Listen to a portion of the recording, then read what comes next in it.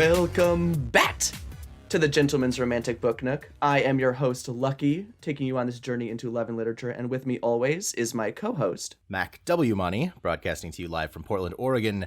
Or am I broadcasting to you from beyond the grave? That's right, folks. It is our spooky book, our spooky season with spooky music and sound effects. Rattle, rattle, rattle. Ooh, ghosts. Lucky put them in post. It's hard to find these. Okay, I don't want to part the curtain for our listeners, but it is hard to find these sound effects. You can't just keep throwing random ones in. You got to talk to me before. We have meetings. Oh, look, it's Dracula. Lucky, put Dracula in here. I want to eat you kids. Sorry, that was a clip I found online from the new upcoming Twilight movie. The reboot. The reboot where they really lean into Dracula being from, like, Dracula, A, being in there. B, being from, like, hardcore Transylvania, castle, all that good stuff. Not the one they did on Netflix where Dracula gets all sexy and goes on Tinder and, like, just, like, slays it. No, I'm not talking about that Dracula. This is Dracula you can party with. I mean, okay, fine. We could talk about cool cocaine Dracula for a second. He does get sexy. That show does have the worst vampire puns. They're looking a little drained, if you're remembering correctly. I thought you didn't drink, Count Dracula. I don't drink wine. Damn. I do got to say it, now that we're getting into it, I would recommend that show to anybody. But that's not the Dracula I'm talking about. I'm talking about before the sexification, when he is an old, grimy count with big teeth. That is the Twilight movie reboot I want to see. That's not what we will be reading this week. That's right, folks. We're going to be moving into something a little spookier for our next book, Widdershins by Jordan L. Hawk. The story of a secret love made even spookier by cult magics. We're heading into the past and beyond the grave this week with a little bit of a horror story. It's going to break into some new grounds because not only is this our first creepy book, it is going to be our first book with a couple of dudes making out, hopefully. Yeah, absolutely. We're hoping for any amount of romance at any point, way quicker. We're sticking with dry humping, right? That's what happened in the last book. We got a little bit of that. Not super romantic, I would say. No. If anything, it was like about repressed sexual desires, which this is a gay couple in Victorian era England. So hopefully the repression will be at an all-time low. Do you want to hear a little bit more about Widdershins? Yeah, absolutely. Let's get into the back of the book, as it were. Yeah, so this is the first book in a series that's very successful. We're only going to be reading the first book, Widdershins. It's part of the Wyborn and Griffin series, and this is from Goodreads. Some things should stay buried. The repressed scholar Percival Endicott Wyborn has been selected. No. Oh, no. Repressed scholar Percival Endicott Wyborn has two skills: reading dead languages and hiding in his office at the Ladysmith Museum. After the tragic death of the friend he secretly loved, he's ruthlessly suppressed any desires for another man. Ruthless is such a crazy word to put in there. Like, ruthlessly suppress. What a crazy emotion to do to yourself. Like, you can never feel that. Keep that down. I imagine he's like hacking away at his porn collection with a rapier. That's what comes to mind when you say ruthlessly suppressing. You're right. I got to start thinking in terms of Victorian era. Like, have at thee, dark thoughts. And he's like cutting up a double member. So, when handsome ex-Pinkerton Griffin Flattery approaches him to translate a mysterious book, Wyborn wants to finish the job and get rid of the detective as quickly as possible. Griffin left the Pinkertons following the death of his partner, hoping to start a new life. But the powerful cult which murdered Glenn has taken root in Widdershins, which I guess is a location in the book, apparently. And only the spells in the book can stop them. Spells the intellectual Wyborn doesn't believe are real. So, who was with Glenn? Because we just get Glenn thrown in there. Glenn's a mystery. Glenn just gets introduced. I'm guessing that is Glenn is Griffin's dead lover. Not the secret Percival dead lover from earlier, who maybe will come up later. So both Wyborn and Griffin have dead male lovers. Got it. That they're getting over. So in this period, to mourn would be to write a letter to your lover like you would in Civil War times, but then just burn it. Come to my house, find my hand-cranked vibrator, and destroy it before my mom can find it. Dear Glenn, delete my newspaper history. Burn my newspaper. Dear Glenn, take the rapier and destroy my porno collection. Ruthlessly suppress it. Ruthlessly suppress my dark thoughts, Glenn. And there's more to this description. As the investigation draws the two men closer, Griffin's rakish charm threatens to shatter Wyborn's iron control and butt. Yeah. When the cult resurrects an evil sorcerer who commands terrifying monsters, can Wyborn overcome his fear and learn to trust? Will Griffin let go of his past and risk falling in love? Or will Griffin's secrets cost Wyborn both his heart and his life? An interesting thing about this, the selection was a bigger read. That was a lot. There's going to be a lot that's going to happen in this book. That kept going. Yeah. Going. That last sentence run on where you get an evil sorcerer with terrifying monsters and the heart and the iron butt. We've only got 240 pages for this book, folks. How are we going to get all of that crammed into that tight space? Widdershins and the whole Wyborn and Griffin cycle are written by Jordan L. Hawk, who is really active on social media. So I feel like we got a little contact with Kira Cass. I foresee us really getting in contact with Jordan because he has tons of answers on Goodreads. There are questions you can ask the author, and there's almost 100 questions that he has responded to from fans. Simple stuff, just like, when's the new book coming out? Did you ever consider hooking these two characters up? And he graciously is answering every question. So we should be careful what we say, first of all. But I'm not pulling my punches, Jordan. This is our moment, right? We're either going to become best friends with an author, or we make our first archenemy. I think we could become good friends with Jordan. Do you want to hear a little bit more about him? I do, yes, of course. Okay, so he has a couple different bios, but I found this one on Amazon. Jordan L. Hawk grew up in the wilds of North Carolina, where he was raised on stories of haints and mountain magic by his bootlegging granny and single mother. Huh. After using a silver knife in the light of a full moon to summon his true love, Wait. He turned his talents to spinning tales. He weaves together couples who need to fall in love, then throws in some evil sorcerers and undead just to make sure they want it bad enough. In Jordan's world, love might conquer all, but it just as easily could end up in the grave. Ooh, okay. I like that spooky twist there at the end. So pretty good. Raised on stories of haints and mountain magic by a bootlegging granny and single mother, that immediately qualifies you to write good horror stories in my book. Plus, I don't think the word haint gets enough play in today's world. Nobody talks about haints anymore. I just assumed you were talking about Heinz ketchup the whole time. It's the spookiest ketchup on the market. It looks like blood, kinda. I think we're a pro-condiment show. It's good to take stances on things. I think in this day and age where taking stances is very important, I'd like to get out there and say, the Gentleman's Romantic Book Nook, we are pro-condiments. Not on everything. No. No. Not on everything. You can't squirt ketchup onto cereal. That's fucking insane. You have to ruthlessly suppress use of condiments.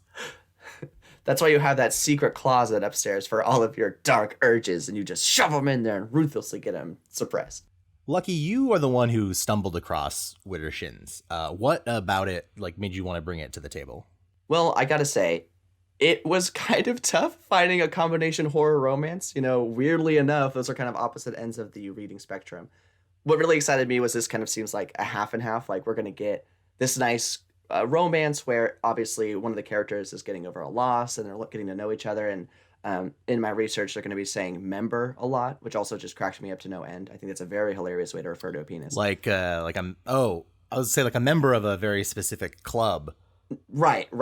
But not at all. But the a Pen penis. 15 Club. Oh my God. Wow. I can't believe I walked into that one.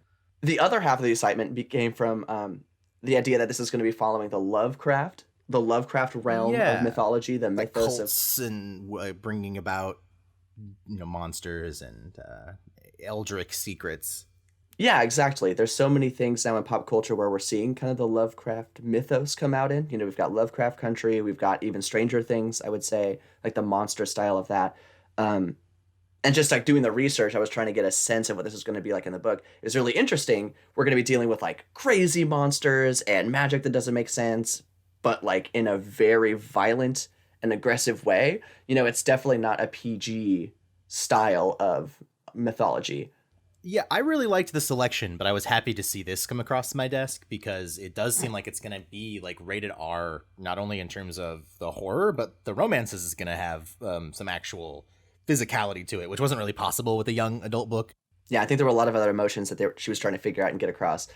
And that's what the young adult genre is like. This book, however, I feel is going to be much more trended toward the adult. It'll be great to read a book about two men getting together too. Like, we've read so many different combinations: bear on woman, spaceship on, I guess, planet. We've got, I guess, dry humping. So it'll be nice to have some physical lovemaking between two humanoids. And that does bring up my other point. I really, really hope there are no tentacles. I love it. I'm super on board with the book. I'm terrified that we're going to get a little tent play. Anything's possible when you open up that Necronomicon. Anything goes, as it were. Anything ghost. Oh, God. This is just going to be 4 episodes of endless puns. It'll be us interrupting each other to throw the puns in, and I think that's perfect. I think that's going to be a great 4 episodes. And I will say that as a gay man, I was excited to read like a gay book. That was something that I think consciously we were like wanting to move towards, is like maybe different type. Obviously, when we start our podcast with a woman and a bear romance, we're clearly veering all over the map. And weirdly, this will be like somehow our most normal relationship, because at least these two men are on the same level. This isn't like, I would say the disparity between Maxon and America was larger than what we'll get between Wyborn and Griffin. To go back to the point you mentioned earlier about Lovecraft being really prevalent in the modern day, it's funny because there was a lot of sentiments of like racism, anti-Semitism in his work, which sort of, it's counterintuitive to think that he would become relevant again in the modern day. But weirdly, there's like this, you take that notion of fear of the unknown, of something inside yourself, and it's, when Lovecraft did it, it comes off as a little racist at times, but there's a lot of artists coming out today that are using that to tell stories that, give power to people who are minorities, people of color, and in the queer community. We've seen so much from Jordan Peele, right? Like, he's one of my favorite examples just with what he's been doing in the horror genre. Obviously talked about To the Ends of the Earth, but he has his hand in Lovecraft country as well. And I just like, he does such a good job at representing something that I think I'll never understand. And it's nice to be able to see it through a lens of like popular media where everybody's talking about it. And I feel like this sense of community and communication about something I have just no concept of. I've always felt that there's this great like queer kernel at the heart of Lovecraft. Not that he was gay, but the idea that like there could be something inside of you that's really like scary and unknown, and you have to like come to terms with the fact that you might be related to like the deep ones from Innsmouth, that you might have this like dark lineage that you didn't know about. That kind of plays into feeling gay and not really wanting to confront it. So I've always been drawn to his work as a gay man, and so to see like a gay book tackle maybe some Lovecraft stuff is a really cool idea to me. I'm interested to see how that is tackled in this book as well. I think that Jordan, we've seen some of the responses he's had. We've seen some of the reviews, obviously, without trying to give ourselves any spoilers. And it seems like he's got like a really great following. The book is really well received. I'm very excited to dive into this and just get a sense of what it was like to try to fall in love in a time where love was maybe had to be hidden, and then also a giant sorcerer with monsters and shit is chasing you. I'm hoping that we don't get too into like the reality of the situation of, I mean, obviously he's repressed, but I'm hoping that comes from his losses rather than the time period. I always thought it was funny where you have stories that take place in a world where ancient gods are rising from the sea and cults are casting magic spells on people, and yet racism and homophobia still have to exist within that world. Like, what a weird trade-off. You've invented a world of magics, and yet but people are still uncomfortable with homosexuals. That's great. Draws a line in the sand. So cool. Some people get magic powers too, and then also we still have to deal with all of this bullshit. Yeah. October is not just the spooky month. It is also LGBT History Month all around the world. And in light of that, I just want to highlight a great organization out there called the Trans Lifeline. It's a trans-led organization that connects trans people to the community for support and resources that they need to survive and thrive. This is a hotline you can call for support if you feel like you need that. They've answered over 100,000 calls, and it is in fact the only peer support line that's run by trans and non-binary people. So when you call, that's who's going to be on the other line, is someone who understands your situation. You can head over to translifeline.org to get some more information. And if you are able to make a donation, they're doing really great work over there. And they have that. We'll be posting the number as well if you need to get in touch with them. But a great organization. I love what they're doing. They do a lot with a little, and they could use as much support as you're able to give. So in honor of these two cool things coinciding in October, Spooky Time and LGBT history, each episode for Widdershins, we are also going to be taking a look at some examples of gay horror, and some of them are going to be really good, some of them are going to be really bad, and just kind of looking at how that genre looks at people in that community. So this week, Lucky and I watched a cult film from 2009 called Jennifer's Body, directed by Karen Kusama and written by Diablo Cody. The movie was not very well received when it came out, but it's definitely developed more of a following and has become kind of like a very popular gay horror film. Lucky, what was your takeaway? You know, it's funny. I had a lot of different emotions while we were watching it, right? Because there are so many points where it feels like, okay, this is a little cheesy and hokey. And there are other times where it feels like, okay, they knew exactly what they were doing when they were writing the dialogue for this. This is genius and incredible. I like that there were a lot of moments where, you know, it felt like the best friend character. I'm completely forgetting her name. I should have Needy. This pulled up. Needy. God, this is why I'm forgetting her name. So anyway, Needy is having this, like, she's falling in love with Jennifer, and throughout the movie we get these like moments of just like her staring at her without Jennifer noticing, or like small kind of like romantic connections that I think are really powerful and are done really well. But then Jennifer is like very dumb sometimes in the movie. It just drives me absolutely crazy when she Megan just gets in a Fox van with as strangers. Jennifer, yeah.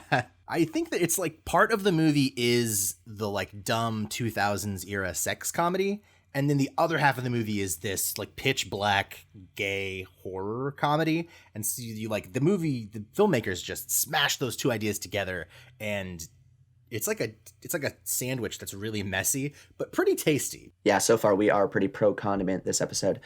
So the movie itself is about Jennifer, who is a high schooler. She gets into a van inexplicably with a couple of band members and is taken into the woods and has this cult thing performed on her. However, instead of being a virgin, she's a little bit loose and is inhabited by a succubus demon, and then she needs to spend the rest of the movie going around and like eating men and stuff as her best friend tries to stop her. That's pretty much the whole movie, I would say. Yeah, it's worth noting that Megan Fox was 24 years old playing a teenager. She certainly did not look like a teenager. None of them looked like teenagers. These all mid-20s people. They were grad students who working undercover. One of the things that I liked about the movie, or one thing I was expecting but didn't get, was that we were talking earlier about how sometimes that the horror of what's inside you can work as a metaphor for homosexuality. And I thought that Jennifer having this monster inside of her would maybe feel conflicted about that, like her sexuality. Not at all. Jennifer embraces the succubus, loves being the succubus, and in fact kind of loves being a little gay with her best friend Needy. It's sort of Needy who is the one who is repressed a little bit about what those desires and feelings are. So the movie is not very overt with its homosexuality. We get a pretty steamy makeout session between these two girls about halfway through the movie, and that's about as gay as it gets. So it does, which is pretty gay, admittedly. Certainly, that scene also has another weird moment for me in movies like this. Like, you mentioned Needy being repressed, and that makes a lot of sense to me. But I also think, she's repressed about her feelings. She also knows her best friend is murdering and eating people.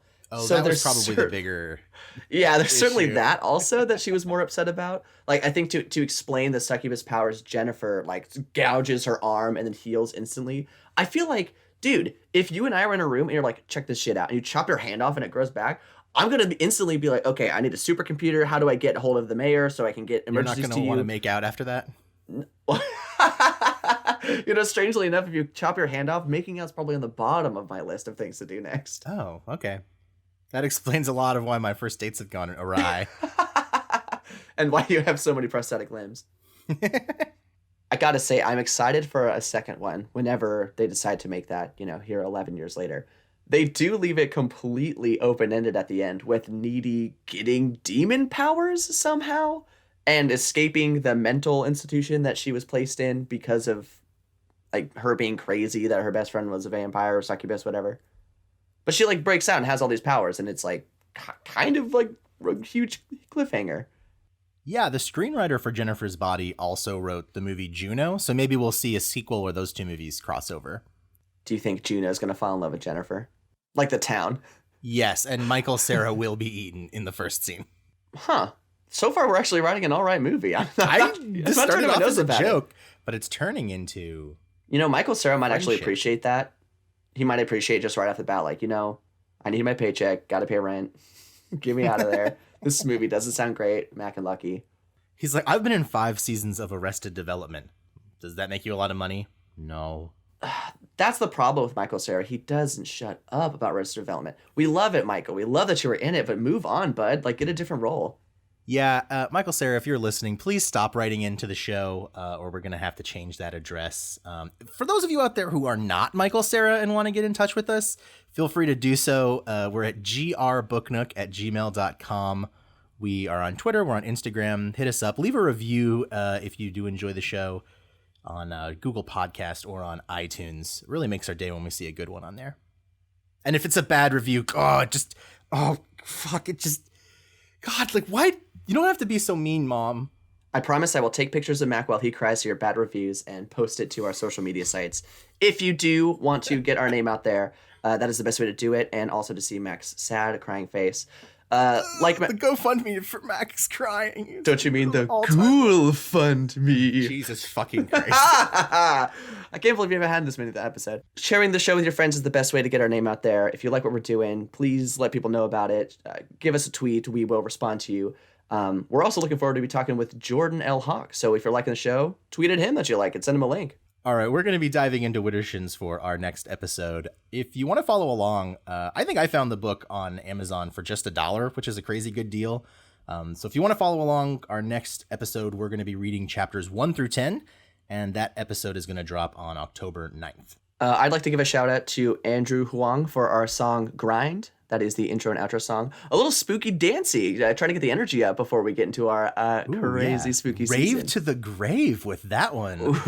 Lucky. Since we're coming up on the spooky season, and obviously we're trying to keep it romantic here, Mac, what is the sexiest monster? Sexiest monster is Frankenstein's monster because he's got plug and play parts. Oh, so he's like a Mr. Potato Head. That's, exactly.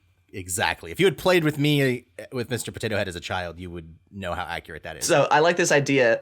Because if it's too big, unscrew it, lefty loosey, righty tighty. Boom, his member is now substantially larger, smaller. He's got like a briefcase that he brings in that he'll flip open on the bed. Make your choice as he points to all his different penis options. Yeah, Dr. Frankenstein originally, he in the original draft, Dr. Frankenstein had like 8 penises on the creature. You don't think it's too many, do you?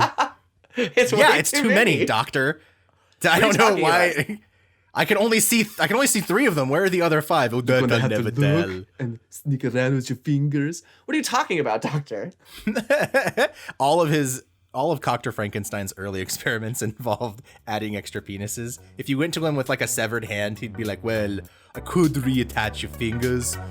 Or just an experiment, could place all your fingers with tiny penises.